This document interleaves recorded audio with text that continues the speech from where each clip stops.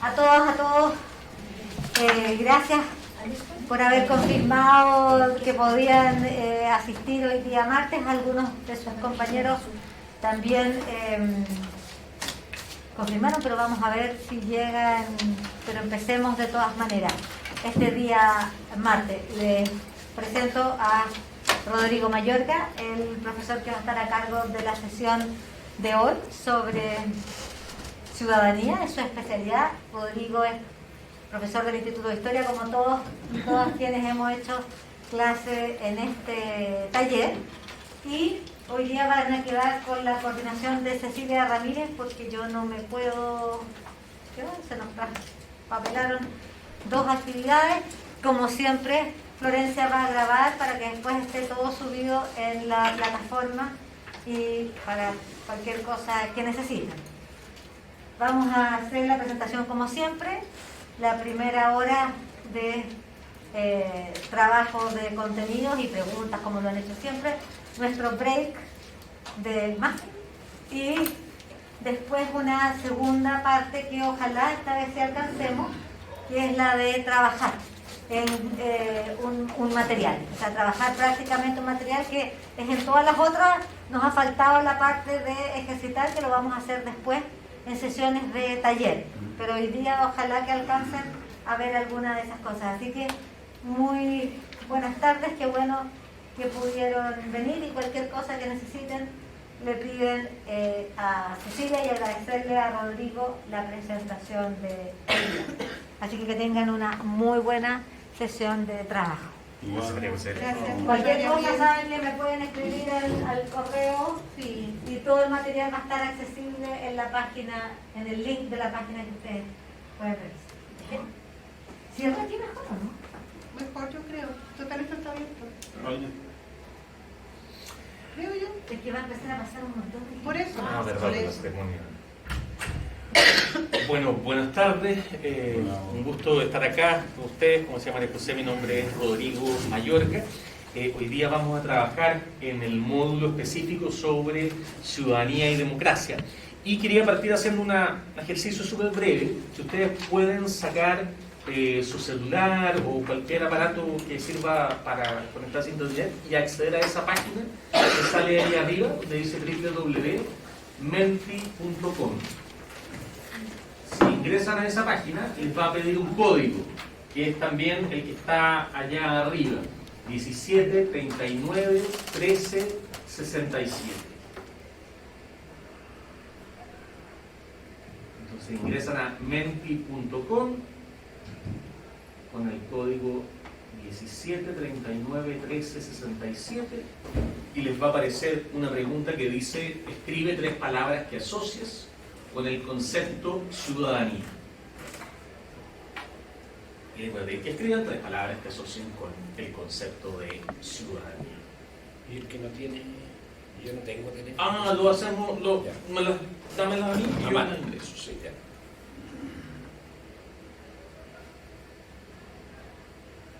Y transando un poco abajo porque deberían...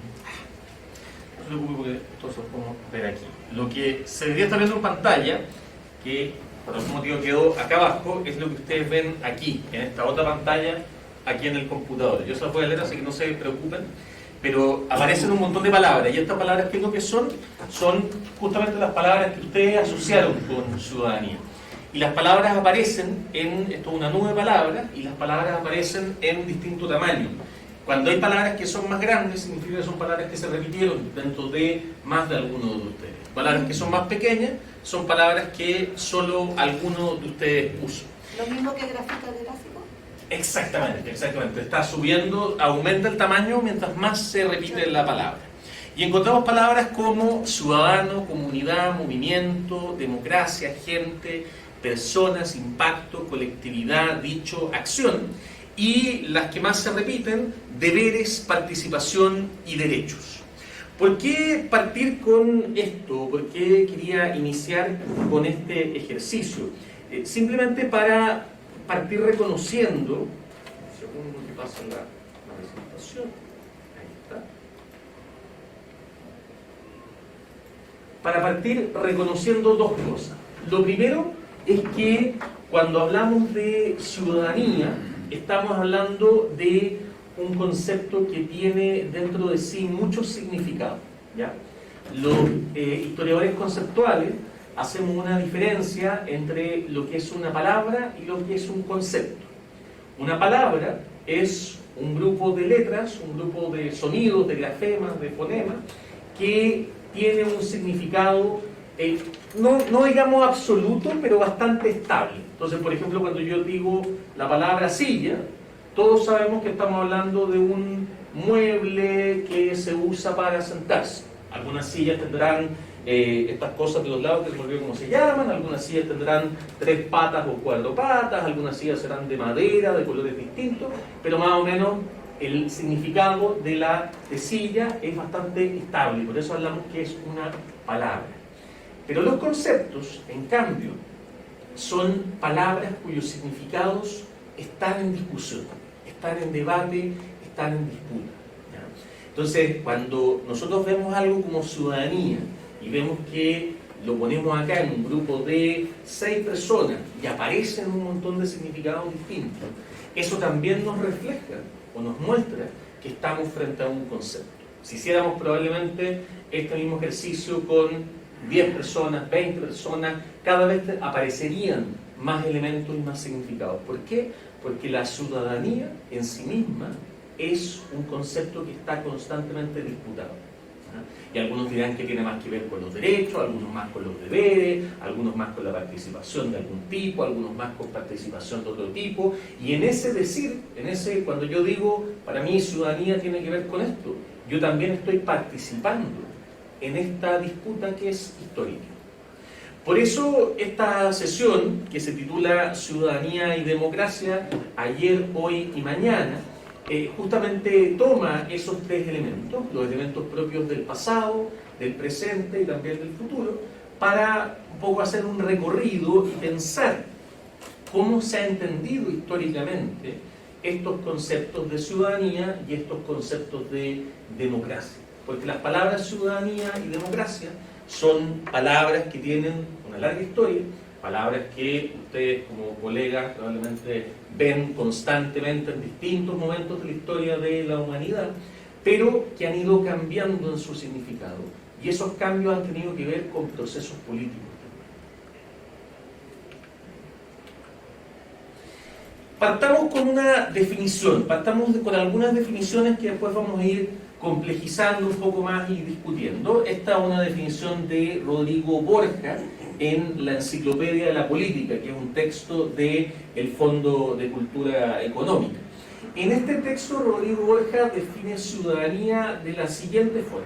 Él dice que ciudadanía es la calidad que adquiere el que, teniendo una nacionalidad y habiendo cumplido las condiciones legales requeridas, asume el ejercicio de los derechos políticos que le habilitan para tomar parte activa en la vida pública del Estado y se somete a los deberes que le impone su calidad.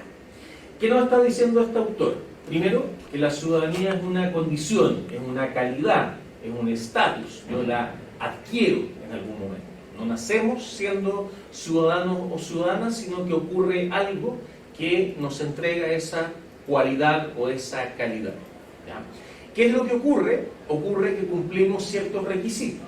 ¿Cuáles son esos? Tener una nacionalidad y haber cumplido ciertas condiciones que están en la ley. Y cuando yo cumplo con esos requisitos y podemos decir, me convierto en ciudadano, adquiero esa calidad distinta, ¿qué es lo que ocurre? Ocurren 2 cosas o 3 cosas, no, 2 cosas fundamentales. Primero, asumo, recibo el ejercicio de una serie de derechos políticos. Los derechos políticos son los que nos permiten participar en la vida política formal de una sociedad. Y en segundo lugar, me someto a ciertos deberes. ¿Ya? La condición, podríamos decir, la calidad, viene junto con ella, vienen una serie de derechos que son derechos políticos y al mismo tiempo vienen una serie de deberes. Este es el tipo de definición que hoy día uno ve, por ejemplo, en la ciudadanía en la Constitución, a propósito de la discusión constituyente que ha estado tan de moda en el último tiempo, no, de moda es una forma de decirlo, que está ahora encima de la mesa en nuestro país últimamente. Cuando uno va a la Constitución y busca la ciudadanía, lo que van a encontrar es que hay ciertos requisitos que hay que cumplir. En Chile, ser chileno, ser mayor de 18 años de edad y no haber sido condenado a un delito que tenga pena aflictiva. Exactamente. Y cuando yo cumplo con esos requisitos, adquiero una serie de derechos, que son derechos políticos, poder votar, poder presentarme como candidato, y adquiero una serie de deberes. Hoy día, nuestra Constitución no existe ningún deber asociado a la condición de ciudadano. Antiguamente el deber que existía era votar. Si yo era ciudadano, estaba obligado a votar. El único deber que existe hoy día en la Constitución era votar en el plebiscito de salida. Eso era algo a lo que todos los ciudadanos en Chile estaban obligados. Miremos ahora otra definición. Estoy en las definiciones, como digo, más clásicas o lo más tradicional. Ahora definamos lo que significa democracia. Esta es la definición tradicional que uno encuentra en la RAE. Si ustedes ponen democracia en el sitio web de la RAE, se van a encontrar con una serie de definiciones, porque, como hemos dicho, democracia también es un concepto, y como es un concepto también se puede entender de distintas maneras. Pero de lo que estamos hablando nosotros hoy día, o lo que nos vamos a referir hoy día, es la primera definición. Esa primera definición señala que la democracia es la forma de gobierno en la que el poder político es ejercido por los ciudadanos. Es decir, aquellas personas que tengan esa cualidad, esa condición, ese estatus del que hablábamos en la diapositiva anterior, tienen que ser las personas que ejerzan el poder político. Si tenemos un sistema en el cual el gobierno, el poder político es ejercido no solo por esas personas, sino que por un grupo más reducido, dejamos de hablar de una democracia. ¿Ya? Por ende, una monarquía o una dictadura son por esencia tipos de gobiernos que no son democráticos, sino que son autoritarios. ¿Vamos bien hasta ahí? Perfecto. Ahora, estas son las definiciones que uno encuentra hoy día en los textos de teoría política o en el diccionario, pero la verdad, como les decía antes, es que la palabra ciudadanía y la palabra democracia tienen una historia muchísimo más larga. Disculpa, pero las monarquías constitucionales, por ejemplo, como lo que existe ahora, ¿se puede considerar democracia o no? Sí, porque en el fondo es una... Claro, exactamente. Lo que pasa es que ahí hay una distinción entre claro, las monarquías constitucionales, cuando, que vamos a ver, que era cuando los reyes gobernaban, pero había una constitución, Sí. que es lo que tenemos hoy día, donde hay reyes que son jefes de Estado, pero finalmente hay un gobierno democrático. Entonces hablamos ahí de que, en ese caso sí sería democracia. Pero, por ejemplo, las monarquías constitucionales que vienen justo después de las revoluciones no serían todavía democráticas, porque el rey todavía estaría gobernando, no de forma absoluta, pero no estaría ejerciendo el poder la ciudadanía. Vamos a llegar para allá también.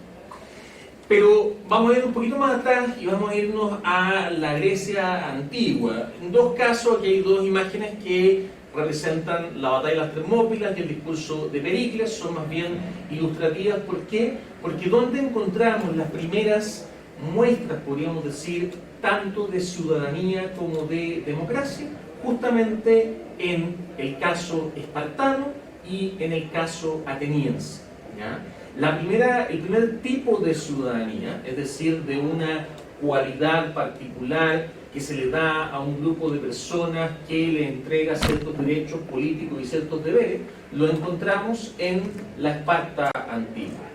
Y la primera manifestación de lo que conocemos en la historia occidental, por supuesto, como democracia, como un gobierno que sea ejercido por aquellos que son los ciudadanos y los ciudadanos, en este caso no las ciudadanas, lo encontramos en el caso ateniense.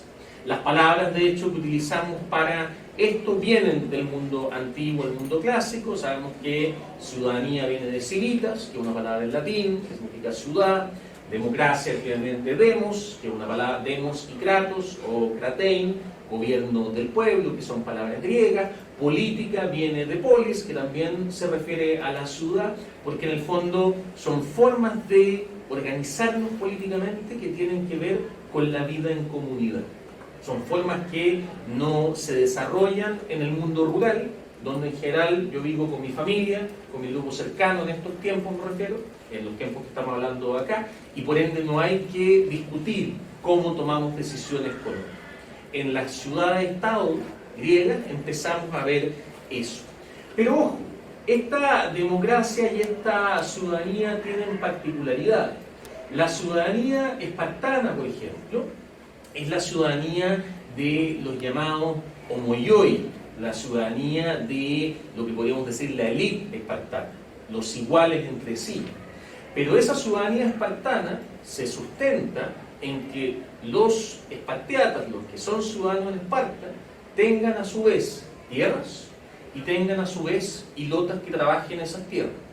Porque para ser ciudadano de Esparta, uno de los requisitos, así como hoy día es no haber sido condenado a pena amnistía, uno de los requisitos es pagar una cuota para los banquetes comunes. Otro de los requisitos es no trabajar, porque el trabajo se considera como una labor indigna en contraste con la guerra, que es lo que los espartanos van a hacer los ciudadanos espartanos. ¿Cómo puedo yo pagar una cuota si no puedo trabajar? Tengo que tener a alguien que trabaje para mí y que produzca por mí y luego yo poder trabajar por eso. Entonces, estos homoioi, estos iguales, son iguales entre los que son iguales, pero no iguales con toda la sociedad que conforma esta comunidad política. En el caso de Atenas también vemos una situación similar. Pericles nos hablaba sobre esto en su famoso discurso que uno puede encontrar en la historia de la guerra del Peloponeso, de Tucídides, donde describe a esta democracia ateniense. Y nos dice que la democracia ateniense es un régimen político que no emula las leyes de otros pueblos, sino que es un modelo propio. Es un gobierno que no depende de unos pocos, sino que de la mayoría, del pueblo, del demos, y por ende se llama democracia, y un modelo que tiene algunos elementos que vamos a ver se mantienen hacia adelante. Primero, la igualdad de todos ante la ley. Segundo, la posibilidad de poder ser parte de un cargo público, de poder postularse a un cargo público, no por ser de un grupo privilegiado necesariamente, sino que simplemente por el hecho de ser ciudadano. Hablamos entonces de un tipo de gobierno, de un tipo de forma de ejercer el poder que está siendo ejercida por este grupo de iguales, por este grupo de ciudadanos. ¿Qué diferencias tiene cuando lo comparamos con nosotros hoy día, con nuestra ciudadanía y nuestra democracia moderna? Decíamos por un lado, los iguales son solo algunos. Decíamos por otro lado también que la forma de ejercer el gobierno es una forma que es más inclusiva que los sistemas monárquicos y aristocráticos, pero todavía se mantiene bastante limitada. La ciudadanía y la democracia griega, espartana y ateniense, son proyectos históricos y algunos duran más y algunos duran menos. ¿Ya? Tenemos siempre que luchar contra esta idea de que la historia occidental y de la humanidad es una suerte de progreso constante, sino que más bien es una serie de proyectos históricos que triunfan o fracasan, que surgen o se debilitan. La democracia, uno podría decir que es un proyecto ateniense que decae con la misma Atenas, con la misma ciudad-estado ateniense. Mientras que la ciudadanía se mantiene como una suerte de proyecto histórico en distintas formas. Y podemos hablar luego de ciudadanía en Roma, por ejemplo, vamos a poder hablar también de ciudadanía en la época moderna, en las famosas ciudades-estado del mundo italiano. En ellas vamos a volver a encontrar esta misma lógica, la idea de que tenemos una condición que nos permite participar, le permite a algunos participar en la vida política y que esa condición les entrega ciertos derechos y ciertos deberes. El gran momento de cambio, el gran momento en que nosotros vemos que esto empieza a dar un giro relevante, es justamente lo que conocemos como la doble revolución o las revoluciones liberales de fines del siglo XVIII o el paso a la modernidad. Lo que vemos en la pantalla, que es una imagen que busca reflejar la Revolución Francesa, las revoluciones liberales que van a venir en el siglo XIX, en el fondo no es otra cosa que otro proyecto histórico, que un proyecto histórico que dice justamente que se debe buscar avanzar lo más posible en entregarle ciudadanía a los individuos. ¿Para qué? Para lograr sustentar gobiernos verdaderamente democráticos. Gobiernos en los cuales sean los ciudadanos, y más tarde las ciudadanas, quienes ejerzan el poder político y no, por ejemplo, el rey absoluto. Sabemos que este tipo de procesos se desarrolló con mucha más fuerza en lugares donde ese poder absoluto estaba mucho más concentrado, como es el caso francés, a diferencia de otros donde se desarrolló de forma más gradual, como puede ser el caso inglés. Ahí vemos un ejemplo importante de lo que tú preguntabas algunos minutos atrás, de que en el fondo cuando empieza a avanzar la monarquía hacia una monarquía constitucional, el rey ya no tiene el poder absoluto, pero eso no significa que haya democracia, significa que el rey gobierna bajo un control de esta constitución. Cuando se empieza a avanzar hacia monarquías que están controladas por grupos de la nobleza, ese rey tiene menos poder todavía. En Inglaterra pasa mucho, pero tampoco hablamos de una aristocracia, de una democracia, porque solo un grupo, que son los nobles, y que son nobles por nacimiento, no por cumplir con algún requisito, van a gobernar junto con ellos. O sea, un grupo elítico, ¿no? Totalmente. Ahora, ojo que es bien importante que al principio muchas democracias, vamos a ver, van a seguir siendo muy elíticas y muy elitistas. Lo que pasa es que la diferencia es que vamos a cambiar, lo que vamos a ver a continuación, el requisito para ser ciudadano de un requisito de nacimiento a un requisito que se puede adquirir, pero que no todo el mundo va a poder adquirir en la práctica. ¿Ya? Hablamos entonces de que con la Revolución Francesa, con las revoluciones liberales, pasamos de una ciudadanía premoderna a una ciudadanía moderna. Y aquí quiero llamar su atención y hacer énfasis en cuáles son los principales cambios y continuidades históricos que vemos en esto. Porque si yo hablo de ciudadanía, cuando me refiero a Atenas, cuando me refiero a Esparta, y también hablo de ciudadanía cuando me refiero a la Francia revolucionaria, o cuando me refiero al Chile del presente, significa que estoy hablando de un fenómeno que algo tiene que tener en común. Si no, tendría que ponerle dos nombres distintos. ¿Ya? Cuando yo digo que una ciudadanía, por ejemplo, la espartana, la ateniense, la romana, la de la Florencia del siglo XVI, XVII, es premoderna, y digo que la ciudadanía de la Revolución Francesa del siglo XIX o del Chile hoy día es moderna, estoy diciendo que si bien comparten ciertas cosas, si bien hay continuidades, también hay cambios. ¿Ya? Y los cambios hacen que una sea premoderna y la otra sea moderna. ¿Cuáles son, primero, esas continuidades? Lo que llamamos como la virtud y lo que llamamos como la autonomía. Y cuando digo lo que llamamos, no es que tenga una muletilla, es simplemente decir que aquí vamos a usar las palabras y la forma de mirar el mundo de los actores históricos.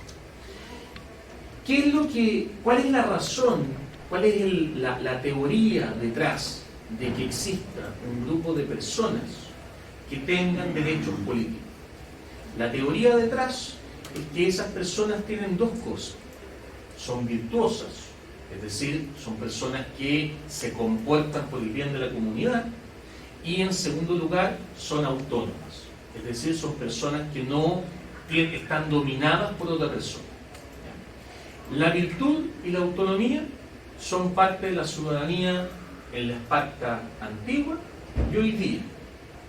La diferencia es cómo entendían en la Esparta antigua y hoy día los conceptos de virtud y de autonomía. Les pongo un ejemplo particularmente concreto. ¿De qué forma se limitaba, una vez que entramos a periodos democráticos, el voto a la mujer? La mujer no tenía voto. ¿Por qué? Porque no era ciudadana. ¿Y por qué no era ciudadana? ¿Cuál era la justificación detrás de eso? Habían dos justificaciones fundamentales que daban quienes mantenían esa situación. La primera, que la mujer era muy emocional, que no era racional y que por lo tanto eso le impedía actuar de manera virtuosa. La segunda, que la mujer estaba siempre sometida o a su padre o luego a su marido. ¿Ya? ¿Cuál es la pelea que dan los movimientos feministas en el siglo XIX y mucho antes, los movimientos sufragistas, las mujeres que lucharon por obtener la ciudadanía? Es la pelea para decir, nosotras sí somos virtuosas y sí somos autónomas. Lo que hay que cambiar es la forma en cómo estos conceptos se están entendiendo. La pelea que finalmente logran ganar, pero sabemos que cuesta y toma mucho tiempo. En el mundo de los espartanos, el espartiata, el homoioi que estamos hablando, era considerado virtuoso porque era parte de este grupo especial, porque participaba en la guerra, porque era educado para la guerra, y era considerado autónomo porque tenía alguien que trabajaba para él. Entonces, hoy día, cuando nosotros hablamos de por qué nuestros votantes, por qué en Chile los ciudadanos y las ciudadanas son mayores de 18 años y no condenados a pena efectiva, ¿cuál es el argumento que dan quienes consideran, por ejemplo, ahora que estábamos discutiendo en el proceso constituyente, quienes decían hay que mantener esos requisitos? ¿Qué argumentos daban? Primero, que los menores de edad todavía no han desarrollado una cierta madurez, no son virtuosos. Segundo, que los menores de edad están sometidos a sus padres, no pueden tomar decisiones autónomas. Que las personas que están en la cárcel son personas que han atentado contra el bien común, no son virtuosas. O sea, pero en ese aspecto ahí, como por ejemplo, si tuviéramos que tomar el término de ciudadanía y democracia de los tiempos antiguos, de la génesis, de cuando empezaron, estamos igual como en ese tiempo, porque por ejemplo, el movimiento social que despertó en Chile en 2019 lo despertaron los chiquillos jóvenes.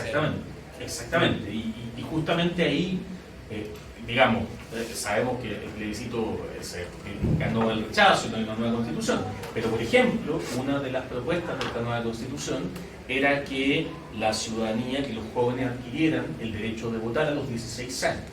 Eso habría sido producto justamente de un movimiento social que habría luchado por eso. Y quizás en 50 años más tengamos una situación donde los jóvenes de 16 o 14 voten, quizás en 10 años, quizás en 1, no sabemos, pero en el fondo lo importante es que lo que están diciendo esos jóvenes es justamente decir, nosotros sí tenemos no nos llamamos virtud hoy día, pero la racionalidad suficiente o el derecho a participar. Nosotros sí podemos tomar decisiones propias.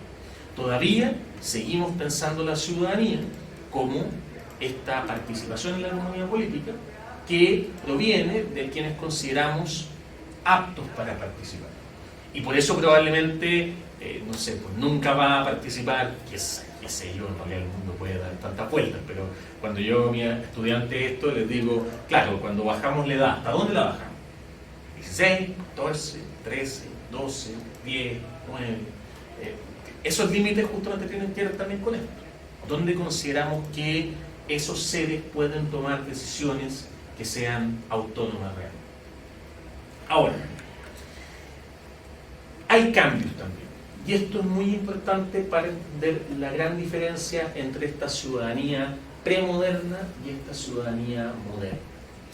Lo primero, se los mencionaba hace un rato, tiene que ver con cuál es la base de estos requisitos de los que estamos hablando. ¿Ya? Aquí dice que hay un paso de una base concreta, material, a una base abstracta. ¿Qué significa esto? En la antigua Esparta, en la antigua Roma, en la Florencia de la época moderna, para yo ser ciudadano, los requisitos que tenía que cumplir eran requisitos de orden material. Por ejemplo, tener tierra y tener trabajadores para poder pagar estos banquetes, esta cuota de los banquetes. En el caso de la Florencia del siglo XVII era vivir dentro de la ciudad y eso implicaba tener una propiedad. La lógica del vecino, si uno quiere en el Chile colonial, tenía la misma lógica. El vecino era quien tenía una propiedad donde vivía. Si yo llegaba a una ciudad y me ponía a dormir en una plaza, no me convertía en vecino, solo por estar habitando en ese lugar. Lo que vamos viendo cuando empezamos a avanzar hacia la ciudadanía moderna es que estos requisitos se van a ir volviendo cada vez más abstractos. ¿Qué significa cuando digo abstracto? Que van a estar menos basados en lo material. Miremos por ejemplo el caso chileno. En Chile, la Constitución del 33 decía al principio que un ciudadano era un hombre que tenía 25 años de edad o 21 si se había casado y que sabía leer y escribir y tenía una renta o un oficio por esa renta, materialidad. Los primeros cambios a lo largo del siglo XIX le sacaron la renta a esos requisitos, pero mantuvieron, por ejemplo, el saber leer y escribir. Y saber leer y escribir implicaba igual que yo tenía que tener que poder asistir a una escuela, que yo tenía que... Por eso les decía hace un rato, son requisitos que todo el mundo puede potencialmente cumplir, pero que sabemos que en la práctica hay una diferencia social que impacta en eso. Hoy día, en cambio, hablamos que hemos llegado, esto es un recorrido largo en el siglo XIX y luego XX, hoy día hemos llegado al punto donde ser ciudadano requiere que yo tenga cierta edad. O sea, ¿qué cosa más abstracta puede haber que cumplir 18 años?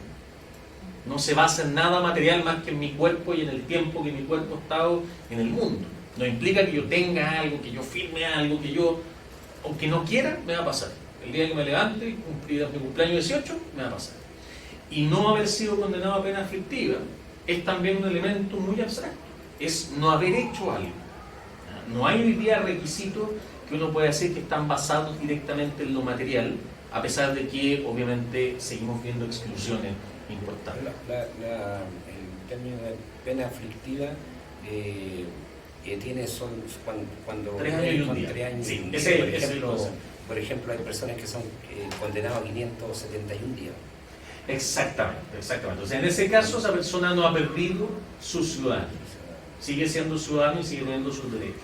Y por eso es que en este plebiscito por primera vez se habilitaron mesas de votación dentro de las cárceles para que esas personas puedan votar. Entonces tenemos el primer cambio. ¿Cómo sabemos que una ciudadanía es más moderna? Lo sabemos porque es una ciudadanía que se basa en una base abstracta. Y el segundo punto importante, y quizás el clave aquí, es que la ciudadanía moderna, a diferencia de la ciudadanía premoderna, busca aglutinar y no diferenciar. Yo les ponía el ejemplo de los espartanos. El ejemplo de los espartanos implica que para que yo sea ciudadano, tiene que haber alguien que no sea ciudadano. No, si todos alcanzan la ciudadanía en Esparta, el sistema colapsa, porque yo tengo que poder pagar y no trabajar para ser ciudadano, y si nadie es ciudadano, o sea, si todos son ciudadanos, nadie trabaja, y por ende yo no recibo mi plata y no puedo hacer nada, entonces ¡pum! Colapsa.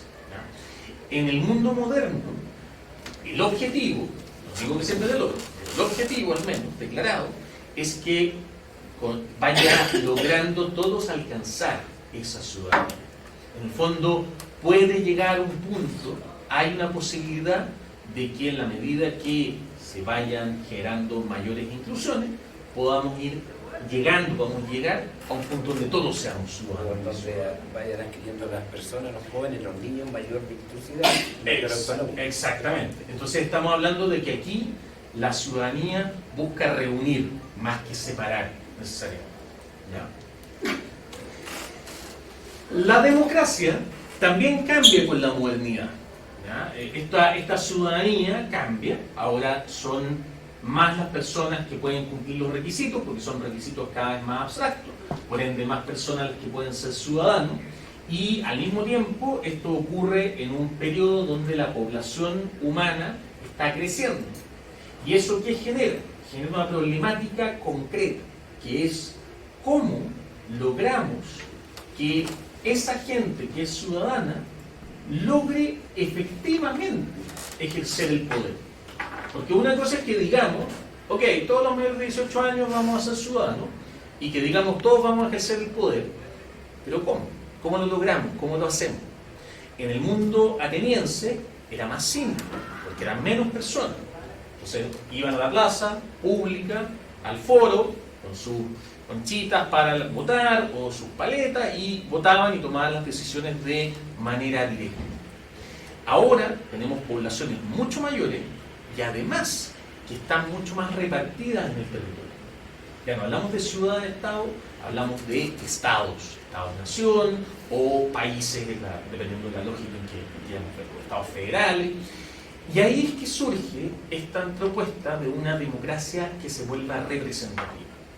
El texto que está ahí, ustedes pueden tener todos estos materiales para que también los puedan ir volviendo a mirar y todo, es de Alexis de Tocqueville, La democracia en América. Tocqueville es un intelectual francés, podríamos llamar una suerte de primer cientista, uno de los primeros cientistas políticos, diríamos hoy día, que va a Estados Unidos justamente a analizar la vida en ese nuevo Estado federal, democrático, y analizar sobre todo cómo funciona este sistema democrático que es bastante nuevo en el mundo.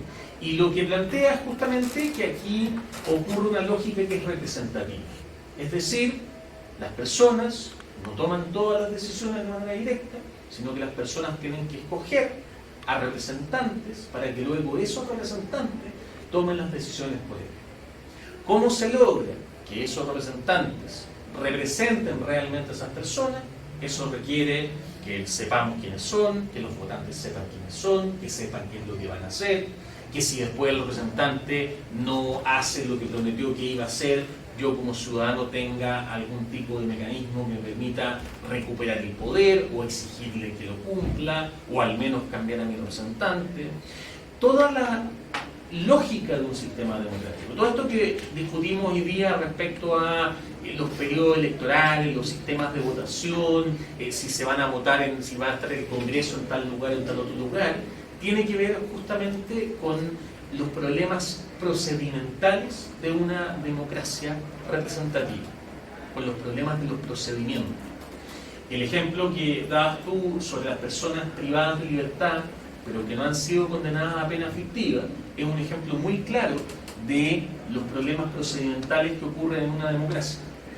En los Chile, vacíos que tienen. exactamente. Hoy día las personas... Por ejemplo, disculpe, Sí. Con respecto al tema de ejercer la democracia participativa, pero que sea representativa, en Chile, por ejemplo, se dio una acción de democracia directa en el último plebiscito. Exactamente. O sea, hoy día tenemos un sistema donde existen acciones de democracia directa, pocas, bastante pocas, y acciones de democracia representativa. La propuesta de constitución que se rechazó incluía más acciones de democracia directa, como existe en otros países. Pero aquí lo que vemos es que cada ciudadanía, también una de las decisiones que toma, es de qué manera va a organizar esa democracia, ese sistema. Porque además esto tiene problemas prácticos. Yo les decíamos el ejemplo de las personas privadas de libertad. Las personas en Chile que han sido condenadas a menos de 3 años y un día, o están en prisión preventiva, por ejemplo, no dejan de ser ciudadanos, porque siguen cumpliendo todos los requisitos. El problema, eso significa que esas personas, el día de una votación, tienen derecho a votar. Pero para votar, ellos tienen que llegar al local que les corresponde y rayar una papeleta. Y el problema es que esas personas, cuando intenten salir al local que les corresponde, va a haber un gendarme que les va a decir: usted no puede salir de acá porque usted está preso por mucho, y él va a decir: tengo derecho, él va a decir: bueno, pero esa es mi pega y yo no lo puedo dejar pasar. Entonces, ¿qué es lo que hizo el CERVEL después de años de dar esta pelea a muchas organizaciones en el último plebiscito? Algo que en realidad suena muy simple, y no sé por qué no lo hicieron antes, en cierto sentido, que es decir: ok, vamos a poner mesas de votación en los recintos penitenciarios donde hayan personas que tengan derecho a votar, es decir, condenadas a menos de 3 años y un día o en prisión preventiva. Y con eso se permitió que esas personas puedan ejercer su derecho y por lo tanto participar de este proceso de democracia.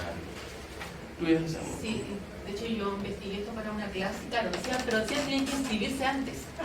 Eso, y eso también era otro procedimiento que tampoco aparece como los requisitos para poder ejercer el sufragio, que ellos tienen que sumar, no es que esté la caseta y quienes cumplen los requisitos puedan bajar a una sala y votar, sino que era una burocracia, y de hecho fueron muy poca la gente Son que... poquitos, efectivamente. Muy poca la gente, me sorprendió muchísimo, fueron muy pocos los que votaron del universo en las cárceles de quienes cumplían el requisito de no estar condenados. Exactamente. Y como tú bien dices, son temas burocráticos en el sentido más descriptivo de la palabra, porque hay un procedimiento. Ir a votar hay una burocracia. Todos fuimos a votar seguramente y llegamos, nos dieron el voto, que no me lo vean pasar, que había que firmar, que aquí, allá.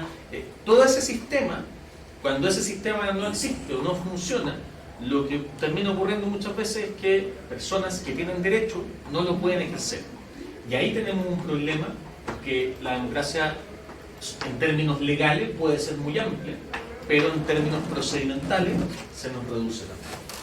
Y eso es algo propio de esta democracia representativa. Ahí también creo que ocurre a través de estos sistemas burocráticos, a través de estas estructuras burocráticas, de algún modo se interpela la virtud de quienes quieren votar. Exactamente. Porque si a una persona que está privada de libertad le ponen un cerro de dificultades, no le estoy diciendo que no vote, pero simplemente le estoy poniendo, le estoy diciendo claramente usted no es apto. Y ahí vemos además, como tú bien dices, las exclusiones como de distinto tipo que se reflejan en este tipo de situaciones.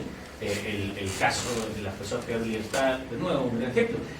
Legalmente, constitucionalmente, esas personas tienen derecho a votar desde la democracia, de 1990. Están en la Constitución de 1980. Llevamos 32 años donde por primera vez han podido votar. Y eso no es porque no fuera inconstitucional, porque ahora fue inconstitucional, no, siempre lo ha sido. Pero ¿por qué no se dio esa pelea antes? En parte también porque son personas que están excluidas, porque son personas que tampoco tienen cómo poder ejercer muchos derechos desde adentro, y porque hay gente que dice que esas personas algo le han hecho.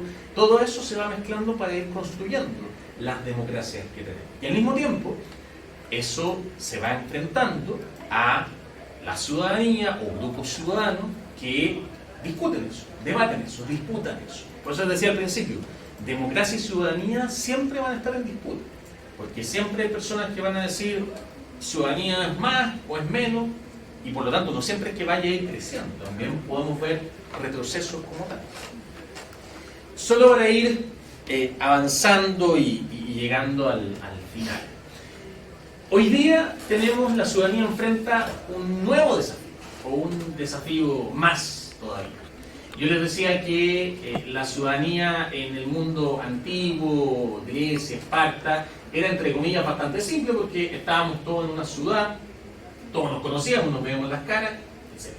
Después, en el periodo de la ciudadanía moderna, era más complejo porque hablábamos de estados, nación, países, y esos países, si bien la gente compartía cierta historia, ciertas tradiciones, ciertas costumbres, o al menos eso se planteaba, no se conocían, pero crean estos sistemas para poder ejercer sus derechos. Pero además hoy día tenemos un fenómeno que no es único de hoy día, que es el fenómeno de la migración, de la movilidad, de las comunicaciones. Hoy día sí, las comunicaciones son más fáciles. Viajar es más fácil, trasladarse de un lugar a otro es más fácil de lo que era hace 100 años, hace 200, hace 500, etc. Y eso ha generado que los flujos migratorios, que repito, no son nuevos, han existido en la historia de la humanidad siempre, pero han aumentado en términos de sus dimensiones, de sus magnitudes, y han aumentado en todo sentido. Eso implica que la población mundial hoy día atraviesa fronteras de manera constante y sistemática y pasan a formar parte de nuevas comunidades políticas, de las cuales antes no eran parte.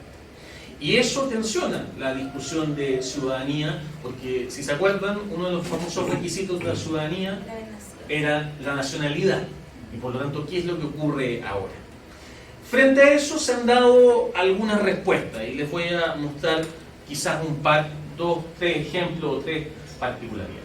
Una, algunos han planteado y han dicho, en realidad tenemos que empezar a pensar la ciudadanía de una forma distinta, hay que pensar la ciudadanía como algo global, una ciudadanía global una suerte de somos ciudadanos del mundo, esa es nuestra comunidad política y ahí estamos todos. En general, esa es una mirada que ha sido bastante cuestionada y bastante criticada porque tiende a reproducir muchas exclusiones que existen. O sea, si ya hemos visto cómo las exclusiones existen a niveles micro, lo llevamos a lo macro y esto se hace aún más complejo. No hemos llegado todavía a ese nivel donde podamos decir realmente somos habitantes del mundo, porque no existe hoy día, a menos de los pocos habitantes del mundo, son generalmente gente muy adinerada, que puede darse el lujo de recorrer el mundo. Pasaporte. Eso. Ese es el ticket. Yo viví una experiencia y la voy a contar chiquitita. Por favor. Mira, me tocó viajar a Estados Unidos en el 2018 porque tengo familia allá. Y por primera vez sentí esa cosa. Pero te paras en la aduana. Yo hago mi guagua, yo hago mi bebé. Entonces pasa, yo tengo hijas grandes, madre muy joven, y las guagua. Entonces pasa toda la chumba grande, ni un problema, las etiquetan y paso yo con mi guagua y me hacen un lado. Así como, perdón, estoy traficando la guagua es mía.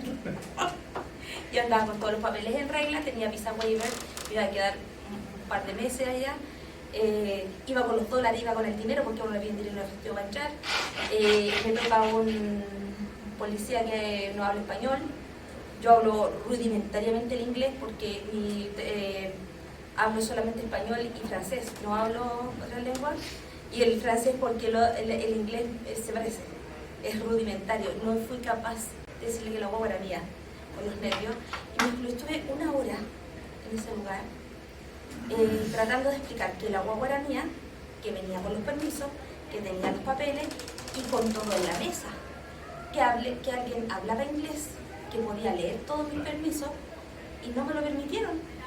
O sea, ahí tienes el ejemplo perfecto de cómo notas, ahí descubres que esta idea de soberanía global todavía está muy lejos de llegar a ser algo Soy posible. chica, morena y chilena. Claro, pasaportes de otro país y todo eso más. No, sí, exactamente. O sea, ahí vemos cómo se nos van cruzando estos distintos elementos.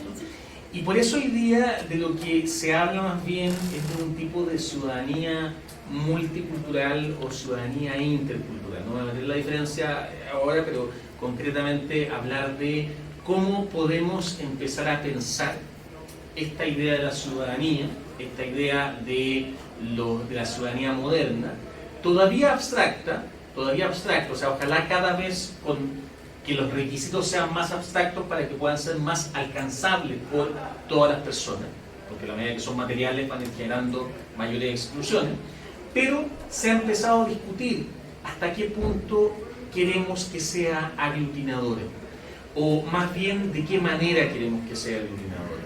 Si puede ser aglutinadora políticamente, pero no necesariamente culturalmente.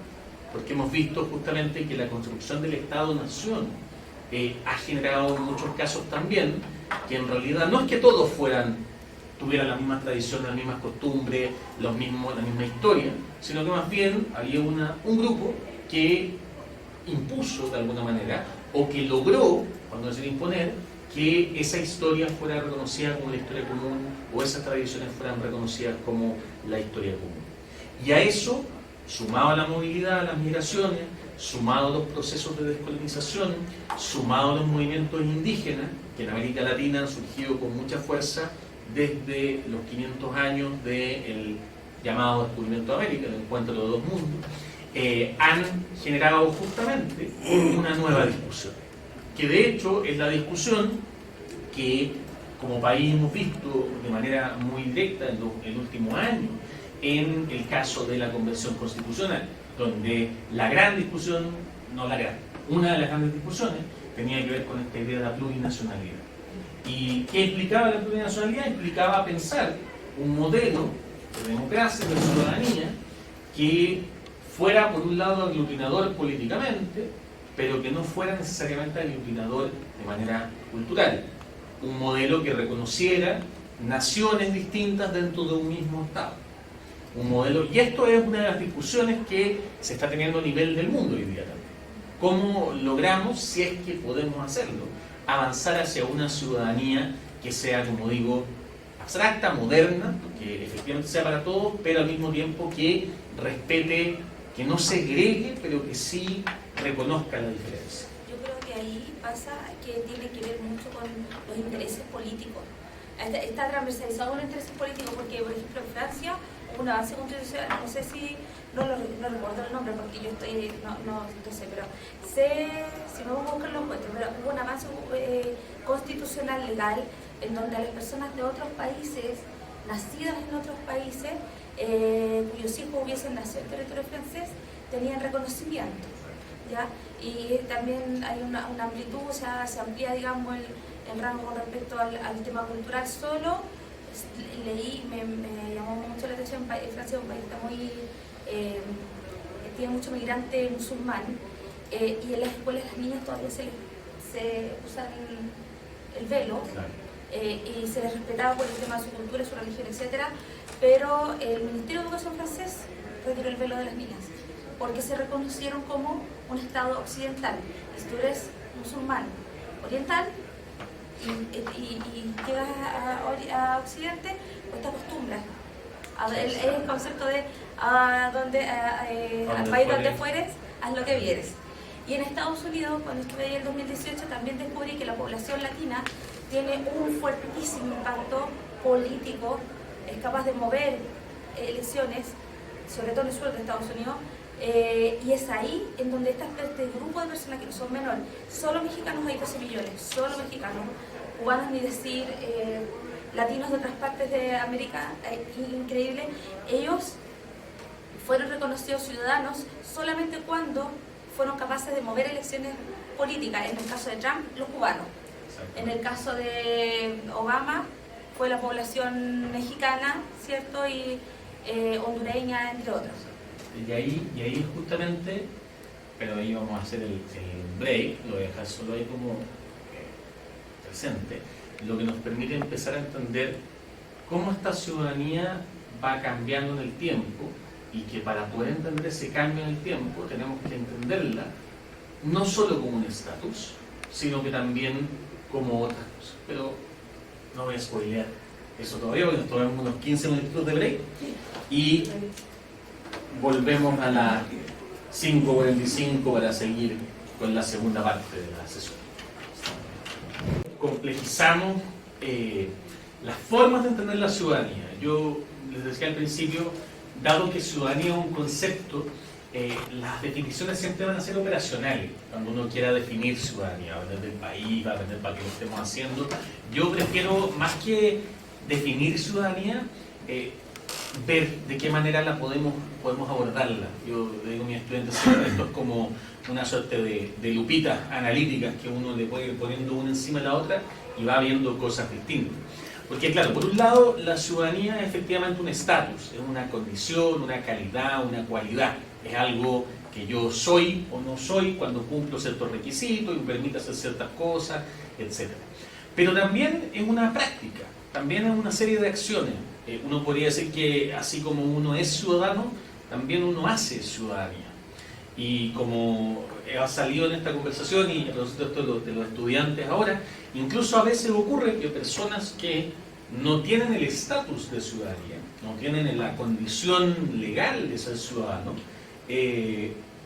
hacen ciudadanía, hacen a través de prácticas de distinto tipo, como puede ser, por ejemplo, la protesta social, pero también muchos otros tipos de prácticas donde dicen yo sí quiero ser parte de esto, yo sí soy parte de esta comunidad política.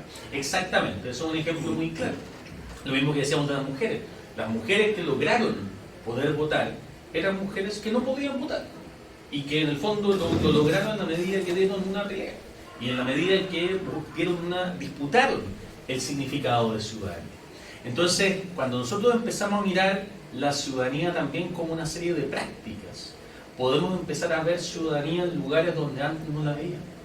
Por ejemplo, en nuestras salas de clase, donde a veces uno dice, bueno, mis estudiantes no son ciudadanos, cierto, la mayoría no lo son, pero cuando lo veo como estatus, cuando lo veo como práctica, sí descubro que mis estudiantes están haciendo ciudadanía. Y lo mismo cuando miro hacia el pasado y veo que hay personas que a lo mejor no eran ciudadanos en cierto momento, pero estaban haciendo ciudadanía.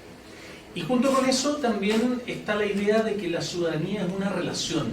Si se han fijado en lo que hemos hablado, siempre hablamos de la ciudadanía en un colectivo, siempre hablamos de la ciudadanía en relación a otros, y hablamos de grupos, los espartiatas y los ilotas, ¿cómo se llama? Las mujeres y los hombres, las mujeres que no podían votar, los estudiantes en relación a los jóvenes y los adultos también, hablábamos también de los migrantes, los pueblos originarios. En el fondo, la ciudadanía supone un tipo de relación en cualquier momento que exista. Siempre nos pone en relación con otros que son ciudadanos como uno, con otros que no lo son y que están luchando por serlo, y ahí, muy importante, esas relaciones también tienen que ver con relaciones de poder. También ha salido en este rato. No es solamente cuando yo miro la ciudadanía como una relación, me doy cuenta que tiene que ver con poder, tiene que ver con relaciones de poder, con exclusiones, con inclusiones y con grupos humanos.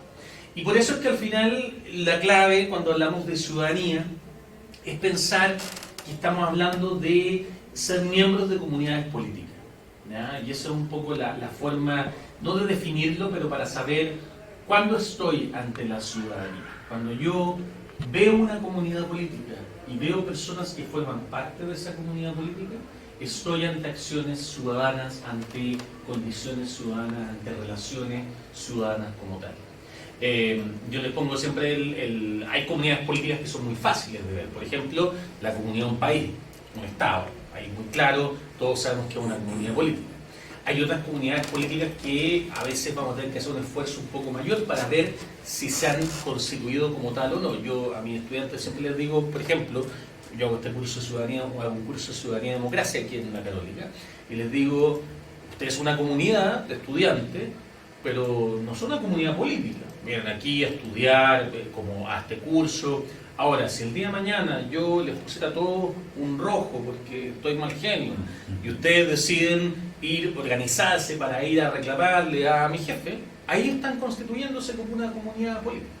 Y por eso es tan importante que cuando uno mira y uno dice los estudiantes, los pueblos originarios, las mujeres, no es que hayan sido comunidades políticas siempre históricamente, sino que históricamente en ciertos momentos grupos han logrado constituirse como esas comunidades políticas. Y en base a eso es que quiero que hagamos el siguiente ejercicio.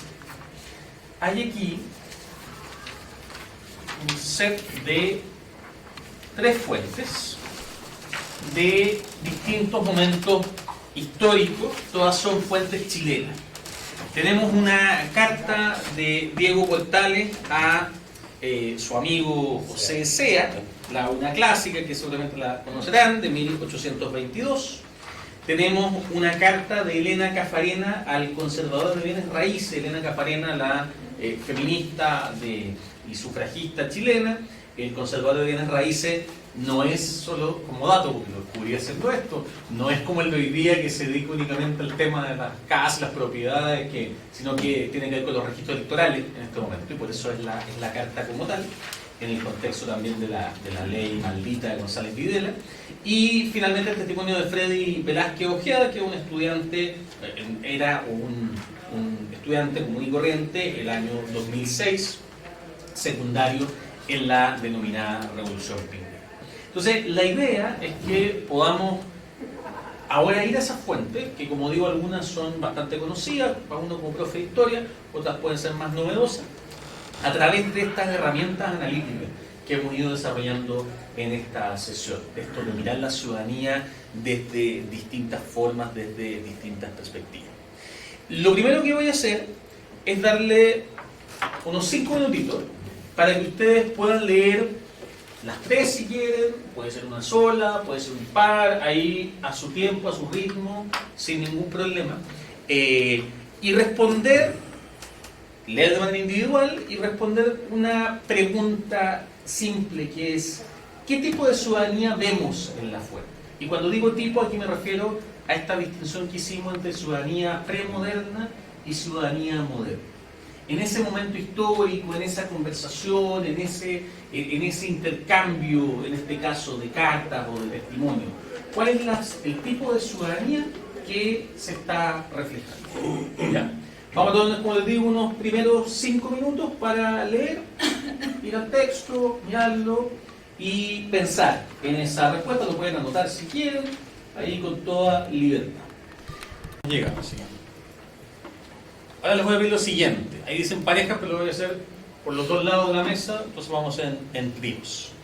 Les voy a pedir que en tríos, es decir, el lado allá y el lado allá, se junten y a partir de la fuente número 1, que es la que todos ya más primero partieron leyendo, primero que se cuenten, que se comenten entre ustedes qué creyeron, si era moderna, premoderna, que discutan eso como grupo, ojalá puedan llegar a una respuesta. Si todos piensan lo mismo, maravilloso, automáticamente quedamos con esa, si no, discutir lo que sea.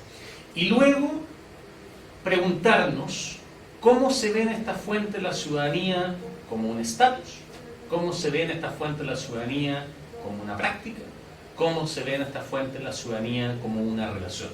En el fondo, pues decía yo, como si fuera lupita, lupas que pongo encima de la fuente y veo algo. Cuando cambio la lupa, ¿qué es lo que veo distinto? ¿Qué es lo que cambia? ¿Ya?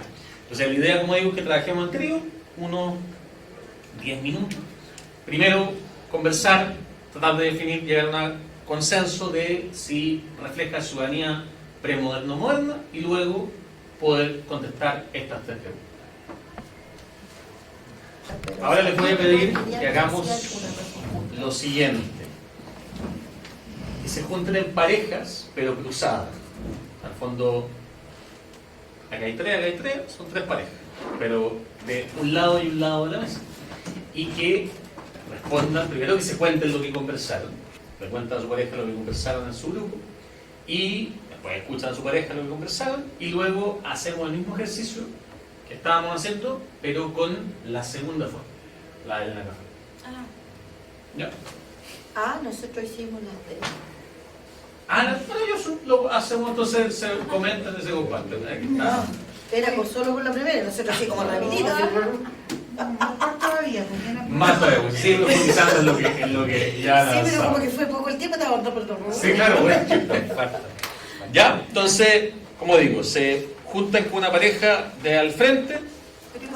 Así, sí. Así o sin silla. Bueno, yo me voy a leer aquí. Vamos a hacer acá, porque yo me muevo acá. Ah, Yo ya, creo que ya, acá me hay voy a como que acá. sí. Aquí conclusión de la voluntad. Pero que hay que cortar, pero con la dos. Pero Volvamos a la mesa. no, aquí tenemos conflicto. O sea, esto generó muchas dudas, creo que no entendimos algunos conceptos. Y la verdad me voy pensando que no aprendí nada. Yo también. Cuando estábamos en este grupo, teníamos súper claro. O sea, de hecho, logramos analizar los tres documentos. Y hasta ahí estábamos súper bien. Pero me encuentro con... A ver, cuéntenos cada pareja la conversación. Ay, no. ¿De qué hablar? Te cedo porque... O sea, pero podríamos esperar que empezaran otros, a lo mejor nosotros... O quizás la discusión se daba en qué consideramos concreto y qué consideramos abstracto. Porque finalmente nosotros podíamos llegar ya, esto es abstracto o concreto, pero después lo llevábamos a la definición que era premoderno, por ejemplo, y lo concreto era premoderno, y lo abstracto moderno.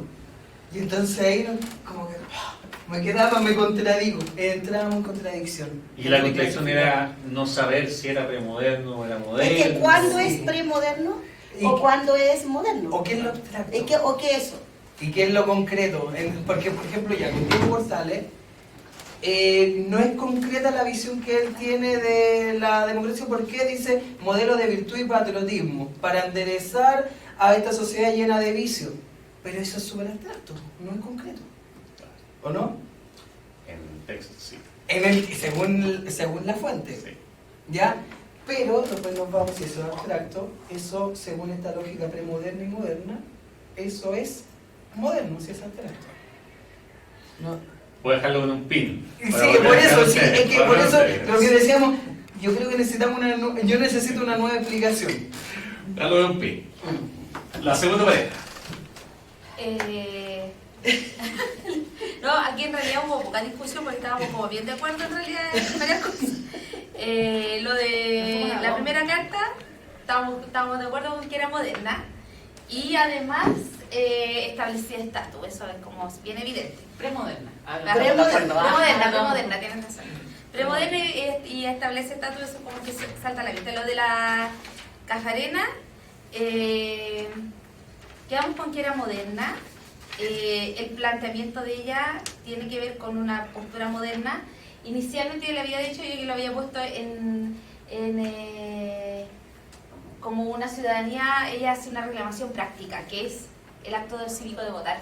Sin embargo, cuando uno lee la carta, empieza a darse cuenta de que no se trata solo de la práctica, sino que además de la relación ciudadana que existe entre personas. Causa-efecto. Claro, entonces al final ya le borró la práctica y le pusimos que era de relación, porque sí, porque en realidad ella la reclamación que hace básica tiene que ver un poco con eso. Claro, y esa relación como asimétrica de poder entre la oficialidad y entre los comunistas y entre las mujeres también, hacía que ella no tuviese un estatus de ciudadana.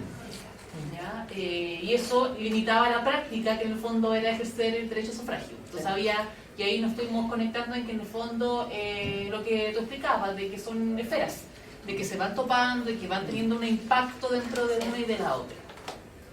Eso. Súper.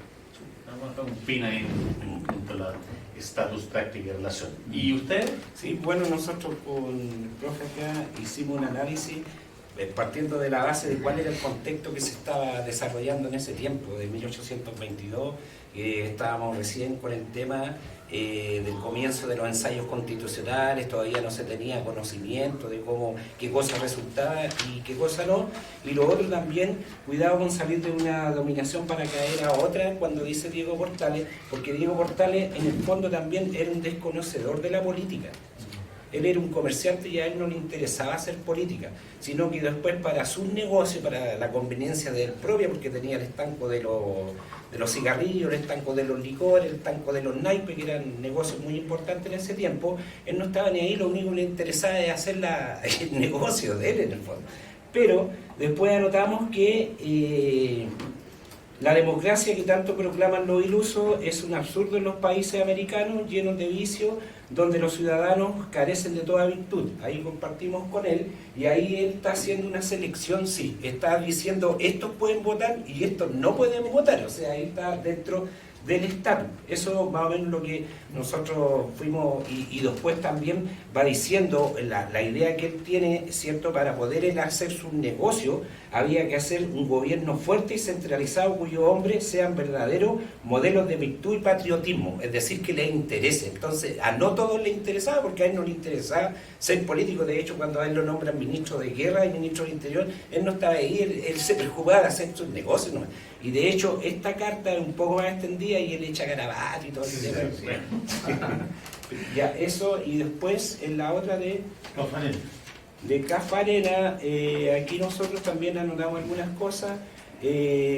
Pensamos que el pensamiento de ella se basa en este pensamiento más moderno que el premoderno, pero el pensamiento. Pero también encontramos que hay un reparo y hay una discriminación en el rango de estatus, porque ellos están seleccionando a los que podían votar y a los que no podían votar, y más encima Gabriel González Videla había aplicado la ley maldita que ya estaba discriminando. Eso. Y ahí determinamos que este documento tiene para nosotros la modernidad y por otro lado también un retroceso en la aplicación de la ley. Sí. Que finalmente es legal. Lo que está Sí, haciendo es claro. una inclusión de carácter legal, es como ahora incluir a los que tienen pena aflictiva. Pena aflictiva, claro. Pero también Pero avanzamos, es una pero interpretación, también. porque también se está discriminando a los que son comunistas, una discriminación Claro. ideológica. Sí. Entonces tampoco es algo complicado. Sí. Pero había que analizar. Maravilloso, maravilloso. Maravilloso. Salen todos los temas que son clave ahí.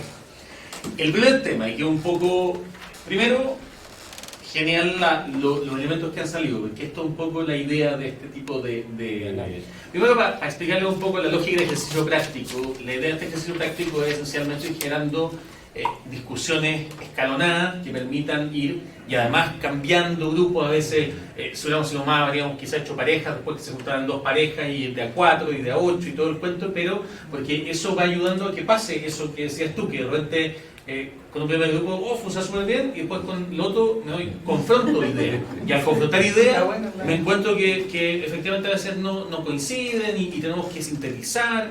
Y eso, además, en términos del desarrollo como del pensamiento de los estudiantes también es bien interesante lo que genera. Entonces, pero eso, disculpe, tenía que ver también con la frase que estaba al principio de la democracia y de la ciudadanía y cómo han ido evolucionando para tener las diferentes miradas. Exactamente. Y cómo han ido además y cómo hay significado. O sea, ya si hubiéramos trabajado esta clase, hemos trabajado, piensen, con 2 conceptos. O sea, podemos trabajar con uno que es ciudadanía o con uno que es democracia, y en sí es complicado. Y metimos 2 conceptos para efectos de buscar las conexiones, entonces le subimos la complejidad. Y con esta fuente, como también habrán visto, aparecen varios temas, porque la lectura de Caffarena, por ejemplo, yo la podría mirar desde el tema de la inclusión de la mujer en la ciudadanía y en la democracia, o desde la inclusión o la exclusión de ciertos grupos políticos como el Partido Comunista. Entonces, dependiendo desde dónde me acerque, vamos, al final, estas son herramientas que nos permiten ir indagando en la fuente y sacando la riqueza que las fuentes tienen, que es mostrarnos la vida de otros seres humanos como nosotros en el tiempo. Ahora, un par de claves importantes que ayudan también en esto. Efectivamente, es moderna, es premoderna, es concreto, es abstracto. Yo creo que lo que nos ayuda con esto es pensar estas distinciones no como distinciones binarias, sino que como continuos. ¿Ya? Entonces, porque por ejemplo, uno ve ahí, y por eso puse la fuente de postales, que con mis estudiantes trabajamos algunas también a veces del periodo colonial o del inicio de la independencia, que efectivamente tienen elementos modernos, tienen elementos premodernos, y claro, ya hay elementos abstractos, porque postales habla de esto, la virtud. También si lo conectamos después con lo que termina pasando en las constituciones, esa virtud se le entrega o se le reconoce a quienes tienen dinero, porque pueden pagarse una educación, y ahí están los elementos concretos, específicos. Pero concretamente, más que pensarlo como cajitas, como, estas caen acá y estas caen allá, yo creo que esto nos permite ir mirando justamente el continuo, cómo la modernidad nos ha traído, trajo al mundo occidental y a la humanidad nuevas formas de relacionarse, pero esas formas de relacionarse no necesariamente siempre han abandonado todas las formas previas. ¿Ya? No es como que se corta y empieza algo nuevo, sino que como toda la historia estamos hablando de sedimento. Entonces ahí empiezan esas complicaciones, cuando uno dice, chuta, pero tiene esto que es súper abstracto, pero oye, esto es bien concreto, y ese tipo de cosas las podemos ver después, o las podríamos llegar a ver el día de mañana en discusiones actuales también nuestras. Eso también es súper importante, que es lo que les comentaba en algún momento. No entender esto como aquí se cortó y de aquí en adelante son ciudadanías modernas, de aquí hacia atrás son premodernas, sino que entender que tienen elementos modernos, elementos premodernos, y que si queremos avanzar hacia una ciudadanía que aglutine, en el sentido político de la palabra, es súper importante reconocer esas señales políticas también de gente que quiere llevar a una ciudadanía que diferencie o que segregue más que diferencie. Acá con la colega habíamos visto la tercera carta como práctica.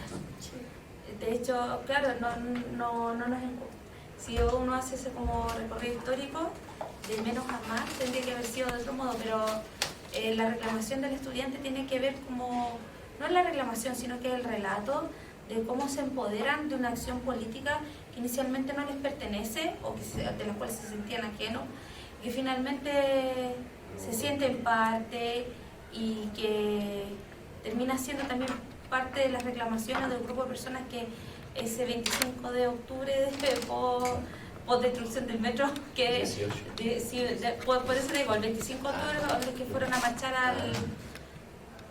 que fue como la marcha del millón de personas, no sé qué. Entonces, claro, es el apropiarse de un rol ciudadano. Es una práctica. Una pregunta Pero, ¿por qué lo práctico, que sea lo concreto, es premoderno y lo abstracto es moderno? No. Ese quizás por ahí a lo mejor fue... Sí, yo diría que nuevamente si lo pensamos como un continuo, lo concreto va cada vez perdiendo más fuerza y lo abstracto va ganando más fuerza. ¿Y Entonces, en el ejemplo, por ejemplo, qué sería concreto? bien puntual. El ciudadano espartano tiene un elemento abstracto, que ellos hablan y dicen somos virtuosos, somos los virtuosos de este grupo, todo eso es súper abstracto, por supuesto. Pero al final, en la práctica, para poder ser ciudadano espartano, si tú no tienes tierra y esclavos, da lo mismo si eres virtuoso o no virtuoso, porque no puedes cumplir con los requisitos, ¿ya? En el caso de hoy día, uno dice, yo soy ciudadano cuando cumplo 18 años, eso es un requisito totalmente abstracto en términos de que no requiero nada material para cumplirlo. Eso me refiero con, quizás más que concreto, la palabra correcta ahí es material. Ya, Material, claro, por ahí. para pasarlo Sí. Y ese, pero de nuevo, siempre pensándolo como un continuo y como un tema de qué tiene más peso. No es que hubo un momento en la historia donde solo lo material me entregaba ciudadanía y no había nada abstracto, como también uno podría discutir hoy día y decir, tampoco hoy día es solo abstracto, porque sabemos que temas como la delincuencia, el haber sido condenado a pena fictiva, tiene relación con temas de exclusiones sociales, con temas de exclusión socioeconómica. Entonces vemos que también hay elementos ahí que tienen que ver con esa diferencia. Lo importante más bien es qué va pesando más. ¿Y eso por qué? Porque, y ahí está quizás la clave final, porque el cambio fundamental de una ciudadanía premoderna o moderna es que en este continuo la moderna busca, al menos en la teoría, que todos lleguemos a ser parte de la ciudadanía.